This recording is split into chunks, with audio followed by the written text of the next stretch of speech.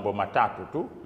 Utafiti kwa nia ya kulinda mtaji ama fedha ili kupata faida.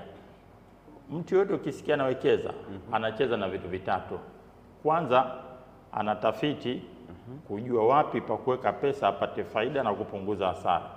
Pili, kulinda mtaji, kwa maana kwamba nitakapoweka pesa mahali isipotee, lakini ilete rejesho. Na tatu, tunawekeza kwa ajili ya kutengeneza faida. Hakuna anayewekeza kwa ajili ya kwenda tunasema ku break even. Ku break even ni ile kwamba hupati faida wala hupati hasara, upo tu gharama zako sawa sawa na matumizi. Hapana. Kwa kawaida kwenye biashara yoyote kuna matokeo makubwa mawili, ama faida ama hasara.